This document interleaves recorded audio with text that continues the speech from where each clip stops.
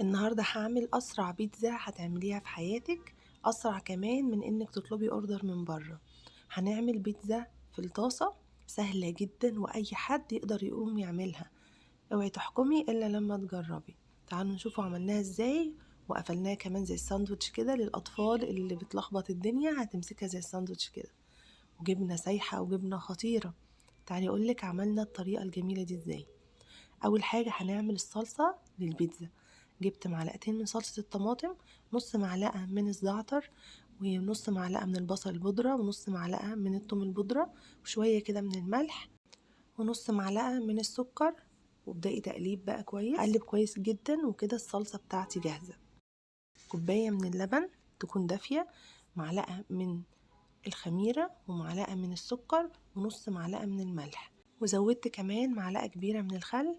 وبدأت أقلب كويس جدا، وهتلاقي القوام بقى كده اتحول بسبب الخل، والفقاعات كده طلعت بسبب عمل الخميرة. زودت حوالي معلقة كبيرة من الزعتر، وهقلب كويس. وهزود كمان ربع كوباية من الزيت أو معلقتين كبار. بعد كده بعد ما قلبت المكونات زودت الدقيق. أول حاجة حطيتها كوباية من الدقيق وقلبت. بعد كده أنا لسه هضيف مية وهضيف دقيق كمان تقدري تعملي البيتزا بمية مش بلبن. زودت كده ربع كوباية من المية، أنا بزود بالتدريج كل حاجة. وهزود كمان ربع كوباية من الدقيق.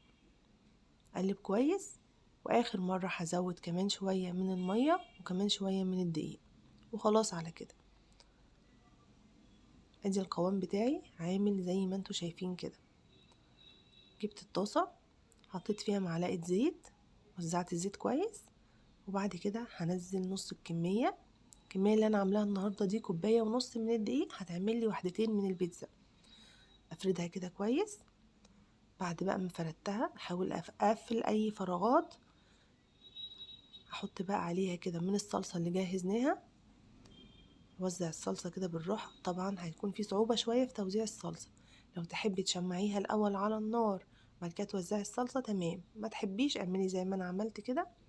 وزعت الصلصه وخلطتها كده بالعجين. بس عندك بقى اي حشوه، انا عندي لحمه مفرومه، يعني البيتزاية تقريبا اخدت معلقتين بالظبط من اللحمة المفرومة، مش اكتر من كده ابدا. وعندي كمان مشكل بقى جبن موتزاريلا وجبنة تركي وفلفل اخضر. يعني اي حشوة عندك متاحة تقدري تزوديها، ممكن تعمليها ميكس جبن بس، او لو عندك بسطرمة اي حشوة متاحة تقدري تزوديها في الوصفة دي. كده تمام جاهزة معايا. احطها على النار تكون عالية في البداية، وبعد كده اهدي النار خالص واغطيها. عشان تحصلي على المطة الجميلة بتاعة الجبنة الموتزاريلا لازم تكون جبنة طبيعي 100%. الجبنة اللي بتكون نباتي الدهن مش بتدي مطة خالص عن تجربة. الاطراف بتاعتي عايزة صلصة، دهنتها بقى بالصلصة بعد ما بدأت تجمد على النار. وحطيت شوية من الجبنة كمان. شايفين بقى الروعة والجمال، حاجة كده خرافة بجد والله. اسرع من اي اوردر هتقومي تطلبيه، ولا بقى العجينة خمرت ولا مستاهلة اي حاجة، كله كده بيخمر في حرارة المطبخ. يبقى احلى بيتزا واحلى حشوة جميلة، والعجينة طرية جدا. بصوا الجمال، بصوا الروعة، بصوا الجبنة بقى والمطة. طب بصوا بقى العجينة من تحت حمرا ازاي وجميلة. دي تاني واحدة عملتها، كوباية ونص من الدقيق عملت لي وحدتين من البيتزا. قفلتها كده على بعضها عشان بنتي الصغيرة ما توقعش وتفرفت. وهسيبها بقى لما تبرد شوية. قطعتها كده زي ما انتوا شايفين، انا حطيت فيها بسطرمة كمان. انا هاكل منها حتة بقى معاكم. جربوا بقى الطريقة وقولولي ايه رأيكم فيها. متنسوش لايك وشير للفيديو لو عجبكم. سلام عليكم.